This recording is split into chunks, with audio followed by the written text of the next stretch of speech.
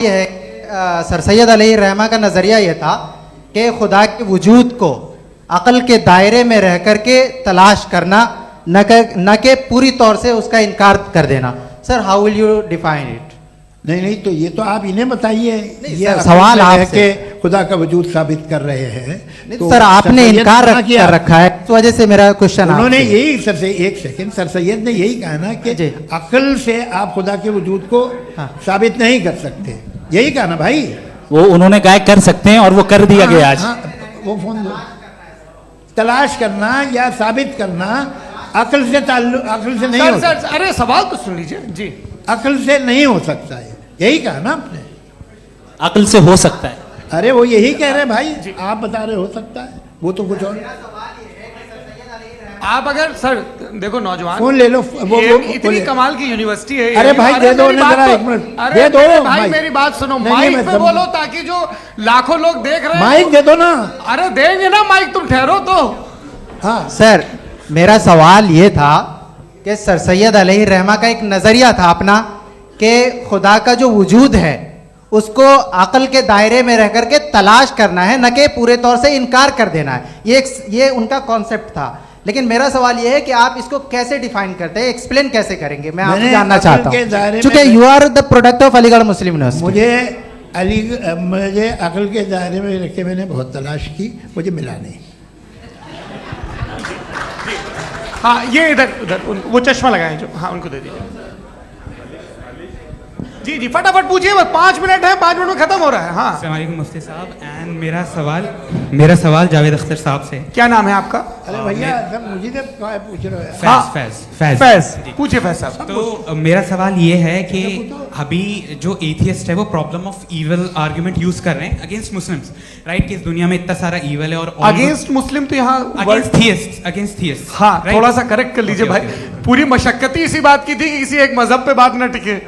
जी तो बेसिकली ये आर्ग्यूमेंट ऐसा है कि इस दुनिया में इतना ज़्यादा ईवल एग्जिस्ट करता है और अगर एक ऑल गुड गॉड है तो वो रोकता क्यों नहीं है?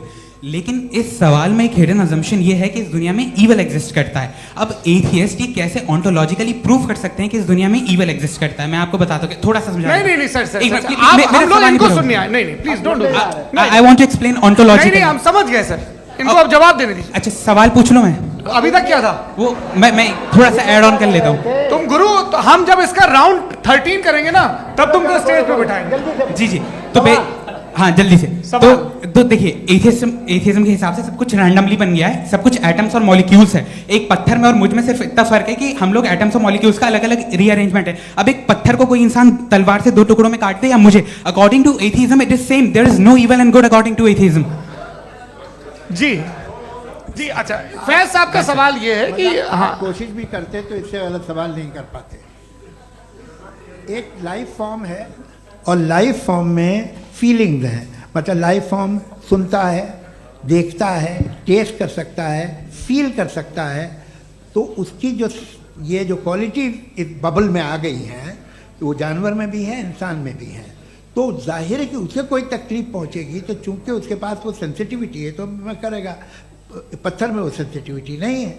तो ये क्या सवाल हुआ कि अगर पत्थर को काटा तो पत्थर को तकलीफ नहीं होती, तो आपको काटे तो आपको क्यों तकलीफ हो? बैठ जाइए जी। हाँ अगला सवाल। हाँ पूछे जी जावेद अख्तर साहब। अरे भैया सब आप लोग मुफ्ती साहब को छोड़ रहे हैं, तो मेरे ही पीछे पड़े हैं क्या? फिर चलो बोलो भाई। You asked how God can exist when children die in Gaza. हाँ?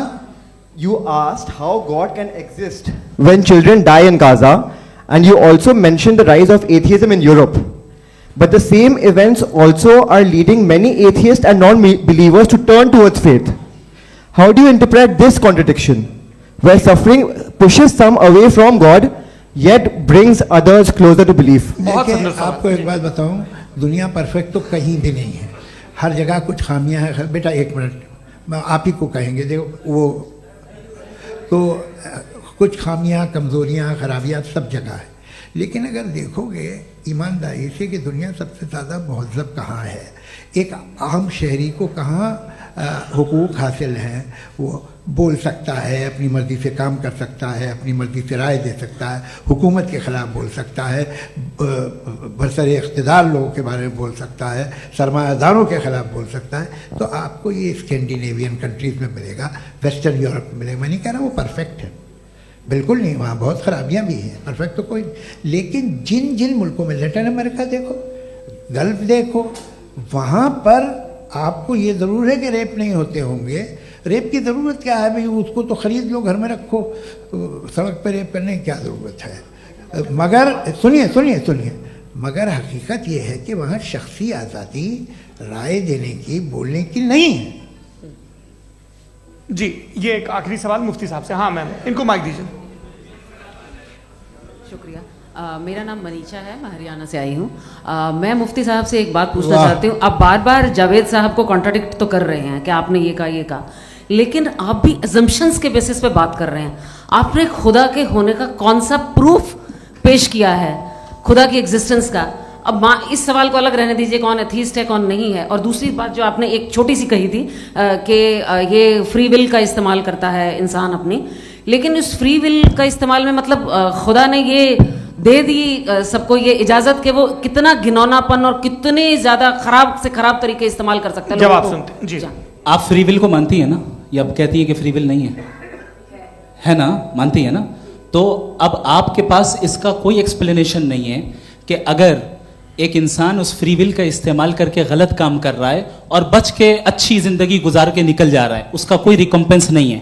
हमारे वर्ल्ड व्यू में जो इंसान गलत काम कर रहा है उसको भी रिकम्पेंस यानी उसका बुरा बदला मिलना है, और जो सही काम कर रहा है उसको सही बदला मिलना है। लिहाजा जो फ्री विल है वो इस तरीके से है कि एक लिमिटेड टाइम तक खुदा ने मोहलत दी है। ऐसा नहीं कि छूट दे दी, जो करना है करते रहो हमेशा। वक्त आएगा जब एग्जाम का टाइम खत्म होगा तब रिजल्ट आएगा। दौराने एग्जाम जबरदस्ती आपको नहीं बताया जाएगा। अरे भाई एक सेकंड, जी, एक सवाल मुफ्ती साहब से मेरा, मुफ्ती साहब से जी, हाँ, रुक जाइए, आपसे फोन, आप इसके बाद आपसे यही रहेंगे वो। हाँ, बोलिए। मैं मुफ्ती साहब एक ही सवाल करता हूँ कि अगर जो हो रहा है फ्री विल से हो रहा है और एक दिन बरोज़ क़यामत इंसाफ होगा मैशर में वगैरह वगैरह, तो दुआ क्यों मांगते हैं लोग? दुआ मांगते हैं इसके मतलब है अभी भी उसने ये डिपार्टमेंट रखा है कि मैं रोज़मर्रा की ज़िंदगी में बिल्कुल बिल्कुल ही कैन। तो तुम कैन हो, तुम मुझे नौकरी दिला देते हो, मेरे बेटे को ग्रीन कार्ड दिला देते हो, और 45,000 बच्चे मरते उन्हें रोकते नहीं हो। नहीं तो क्या आप ये कह रहे हैं कि इस दुनिया में जालिमों को कभी पकड़ ही नहीं होती है? अरे जो भी पकड़ होगी वो बच्चे रोते हैं। बिल्कुल, देखिए मैंने अपने ओपनिंग स्टेटमेंट में यही कहा था कि जनाब जावेद साहब सिर्फ इमोशनल आर्गुमेंट देंगे। This is an emotional argument. ये छोटे मोटे इसके पीछे का रीजन मैंने बताया क्या है। देखिए मैं बार-बार यहाँ पर मंच से आप लोगों को सज्जनों इसलिए कह रहा हूं ताकि थोड़ा सा आपके कॉन्शियंस पे जोर रहे कि आपको ऑर्डर बचा के रखना है। वक्त तय हुआ था, ये वक्त पूरा हुआ, आपने इतने धैर्यपूर्वक सुना, मैं आप सबका बहुत बहुत शुक्रगुजार हूं। यदि इन दोनों विद्वानों की इच्छा होगी तो कभी हम इस बातचीत का राउंड 2, राउंड 3, यही तो देखिए खूबी है इंसान की कि बहस मुबाहसे में वो पड़ा रहता है। आप लोगों ने बड़े धैर्य का परिचय दिया, बहुत बहुत शुक्रिया। इसी के साथ ये बातचीत यहाँ पे समाप्त होती है। मैं एक बात बता दूं, ये सारी बहस हो गई, अब मुफ्ती साहब और बड़े मुफ्ती साहब इन साथ के साथ मैं खाना खाने वाला हूँ।